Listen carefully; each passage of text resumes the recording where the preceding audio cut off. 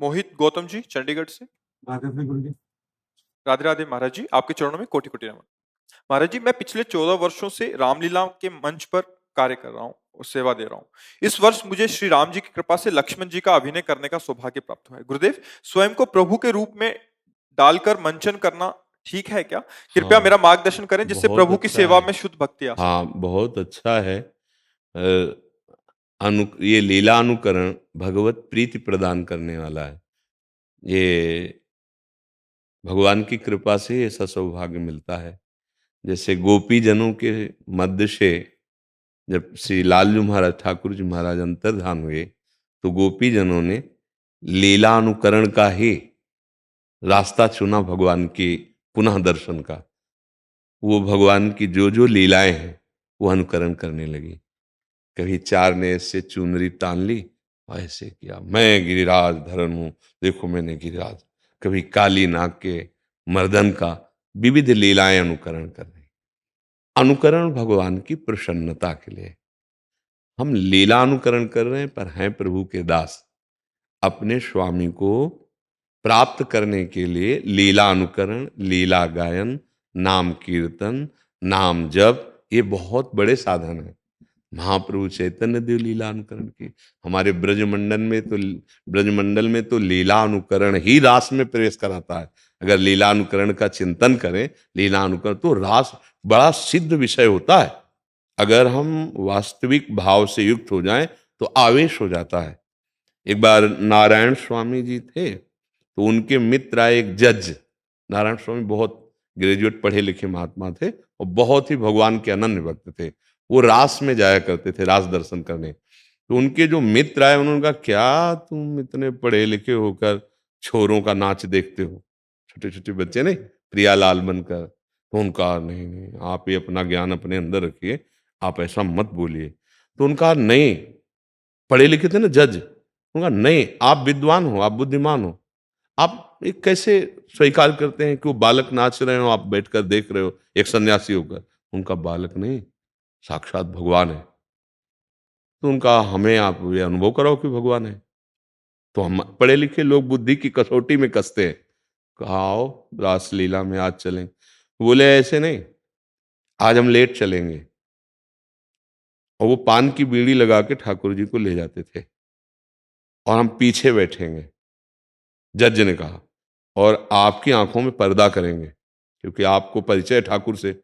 आप, और वो अगर आ करके और फिर आपके पास से पान ले जाएं और पा लें, मैं जानूंगा कि वो भगवान है का पक्का। नारायण स्वामी को विश्वास था कि मेरे भगवान का आवेश, जे ही मोर मुकुट धारण करते, भगवान का आवेश। वो सबसे पीछे बैठे, लेट आए।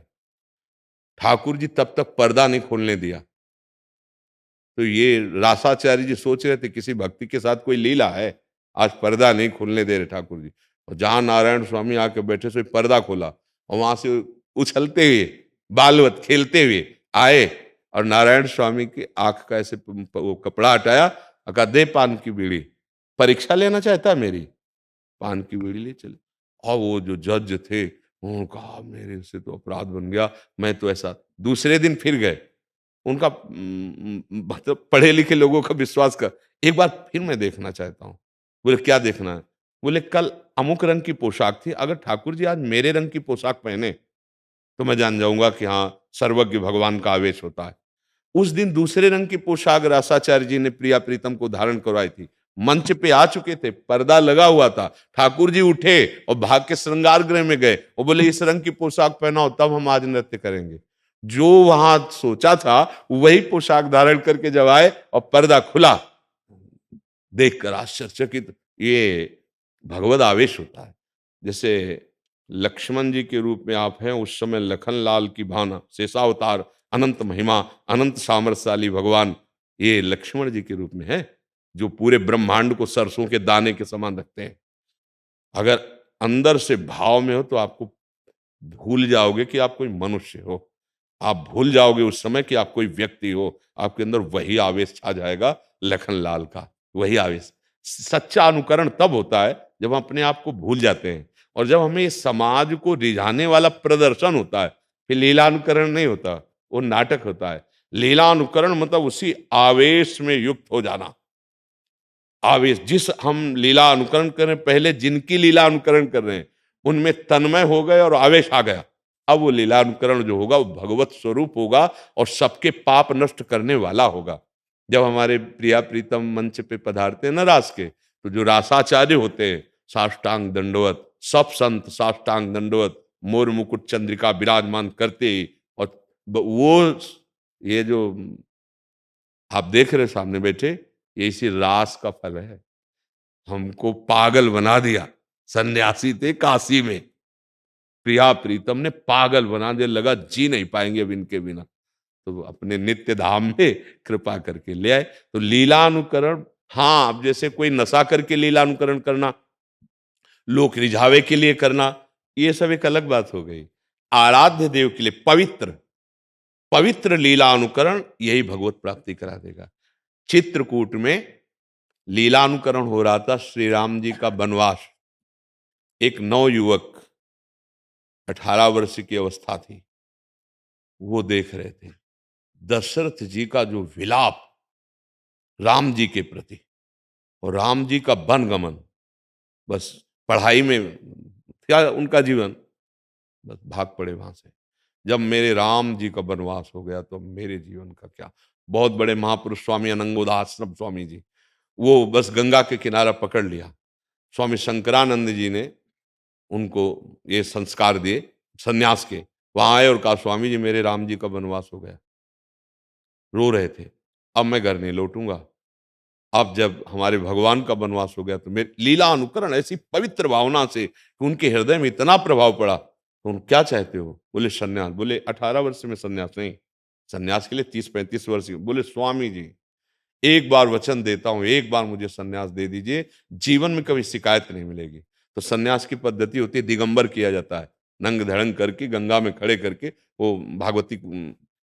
फिर उन्होंने जीवन में वस्त्र नहीं धारण किया, एक बार वस्त्र उतरा दिए। अब नहीं, उनका लोक व्यवहार, अब लोक व्यवहार कहाँ। भगवान जब वनवास के लिए गए तो अब लोक व्यवहार कहाँ। जीवन गंगा की रेती में रहे, कभी किसी छत के नीचे नहीं रहे और दिगंबर रहे। तो स्वामी धर्म सम्राट करपात्री जी आदि जाते थे, साष्टांग दंडवत करते। ब्रह्मबोध संपन्न महापुरुष। लीलानुकरण का प्रभाव पड़ता है। सामने वाला अगर प्रभावित होकर भक्त ना हो जाए तो लीलानुकरण क्या। पर ऐसी त्रुटियां अब होने लगी हैं कि व्यसन करके लोक रिझावे के लिए, तो वो लीला अनुकरण बंदनीय नहीं माना जाएगा। अब जैसे हमारे प्रिया प्रीतम का लीला अनुकरण है, बस 12, 13, 14, इससे बड़ी अवस्था नहीं होनी चाहिए। मुछ मुड़ा के, दाढ़ी मुड़ा के प्रिया प्रीतम का लीला अनुकरण नहीं होता। ये तारुण्य प्रथमो प्रवेश समय यस्या महामाधुरी, ये मर्यादा होती थी रास की।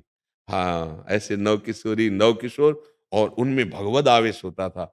अब जैसे जो अब कोई बड़ा अधिकारी या पदाधिकारी आ रहा, अब उसके लिए प्रिया प्रीतम का नृत्य कराया जाए, ये अपमान कर रहे हो हमारे प्रभु का।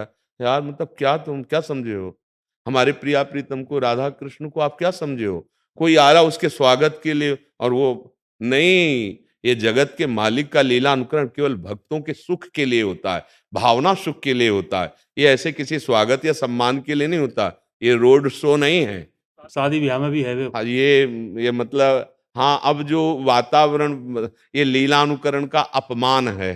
ये लीलाएं हृदय को, मलिनता को मिटा करके प्रेम रस में डुबो दें। ऐसे ऐसे महापुरुष इसी लीला, भाई जी महाराज श्री हनुमान प्रसाद पोद्दार जी, अशुभ प्रवाह चल रहा है और दिव्य लीला में प्रवेश पा रहे, सामने प्रिया प्रीतम। ऐसी लीला है। ये लीलानुकरण बहुत सुंदर भगवत प्राप्ति का मार्ग है, पर बस व्यसन रहित, दूसरों को रिझाने के लिए नहीं।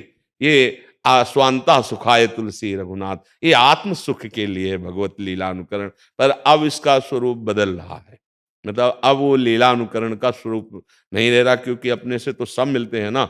हाँ, अब कुछ व्यसन करके लोक रिझावे के लिए, चंद रुपए के लिए, वो बात अलग हो गई। और अगर लीला अनुकरण केवल प्रभु के लिए, तो रुपया पैसा सुख संपत्ति तो चरण चूमेगी। जब आप अखिल लोक चूड़ामणि भगवान का अभिनय कर रहे हो, अब आपको क्या रह गया। पर यह ध्यान रखना है कि जीवन भर जिस शरीर को आपने भगवान के अभिनय में लगा दिया, अब उससे कुमार्गगामी या कोई ऐसा व्यसन या कोई ऐसा चेष्टा नहीं होना चाहिए। हाँ, सदैव तुम्हारे अंदर रहे कि लखनलाल का दास हूं, लखनलाल का अभिनय किया है तो लखनलाल की ही मर्यादा में रहना है। अब मंच में थोड़ी देर हम भगवान की लीला का अनुकरण, पीछे हम चिलम पिए, नशा करें, गंदे आचरण, तो मुझे लगता है ये लीला अनुकरण का अपमान होगा, नहीं होगा। हाँ, आज हम राम जी की लीला की मर्यादा, कृष्ण जी की लीला की मर्यादाएं भंग कर रहे हैं। हाँ, माना राजाधिराज का मंच जमा है तो भागवतिक पदों के द्वारा नृत्य होता था। अब क्या हो रहा है आप देखिएगा, पूरी लीला देखते देखते रोना आ जाता था। भगवत लीलाएं जो होती थी ना, उनका जब मंचन होता था, बिना रोए नहीं रह सकते। कितनों के चित्तों का मर्दन कर दिया ठाकुर जी ने, कितनों के चित्तों को गुलाम बना लिया, अपना प्रेमी बना दिया, बैरागी बना दिया। तो लीला अनुकरण तो बहुत सुंदर है, पर उसकी मर्यादा में रहे। लीला अनुकरण की मर्यादा, जब आप लखनलाल हैं तो लखनलाल हैं। अब उस समय और पूरे जीवन में एक दशरथ जी बनते थे राम जी के वियोग, तो उन्होंने मन में सोचा था कभी असली रोल आ जाए। दशरथ जी राम जी के वियोग में प्राण त्याग दिए। तो एक लीला में वो निकला भी था, एक लीला में वो दशरथ जी का रोल कर रहे थे, हा राम हा राम हा राम, प्राण त्याग दिए। तो जो दशरथ जी की गति, वही उस महापुरुष की गति है। अंतिम समय दशरथ भाव में राम जी की वियोग। ऐसा लीला अनुकरण बंधनी कि हम जब प्रभु का लीला अनुकरण करें तो अंतिम समय हमारे वही लीला विहारी का चिंतन हो और हम उन्हीं में समा जाएं। ये रूप जो बनाया जाता है, ये भी सारूप्य मोक्ष को प्रदान करता है। एक भागवत में कथा है पौंड्रक वासुदेव की। वो बनावटी दो भुजाएं लगा ली और ऐसे चक्र धारण कर लिया, और चार राजा लोग उसको कहने लगे कि तुम तो भगवान के अवतार वासुदेव हो, और असली वासुदेव जो द्वारिका में है वो नकली है। वो बेचारा मान लिया कि असली वासुदेव है, और उसने भगवान के पास दूत भेजवा दिया कि ये अपना नकली सुदर्शन और दो भुजाएं हट, यद्यपि उसकी नकली थी, पर वो तो भगवान ने उस दूत से कहा कि सुदर्शन चक्र छोड़ेंगे तो, पर तुम्हारे ऊपर छोड़ेंगे, आप चिंता न करो। और भगवान ने सुदर्शन चक्र छोड़ा और उसका वध हुआ। जानते हो उसको क्या प्राप्त हुआ? हाँ, सारूप्य मोक्ष। जो भगवान का स्वरूप, वही स्वरूप प्राप्त करके भगवान के धाम को गया। केवल अनुकरण कर रहा था, भगवान का नाटक कर रहा था, और भगवान वासुदेव बन गया। ये है लीला अनुकरण। पर उसमें तनिक भी शंका नहीं थी, उसमें शंका भगवान में थी कि ये नकली है लेकिन मैं असली हूं। इस चिंतन के प्रभाव से वो वासुदेव बन गया। चिंतन, हमारा चिंतन भी वही होना चाहिए। कितना पवित्र लखनलाल का रोल है। भगवान राम के लिए प्राण बिछाए रहते हैं हर समय। फिर क्या, इस दासत्व का रोल करने वाला, स्वांग करने वाला, अभिनय करने वाला, वो भगवत स्वरूप ही हो जाता है। वो स्वांग स्वांग नहीं रहता, सत्य हो जाता है। नहीं, आपका जीवन पवित्र होना चाहिए, कोई नशा नहीं होना चाहिए। और आप भले कभी रोल अब आगे मिले ना मिले, एक बार मुकुट धारण किया, एक बार लखनलाल के भाव में आए तो जीवन भर वही भाव रख लो, तुम्हारा कल्याण हो जाएगा, तुम्हें भगवत प्राप्ति हो जाएगी। समझ पा रहे?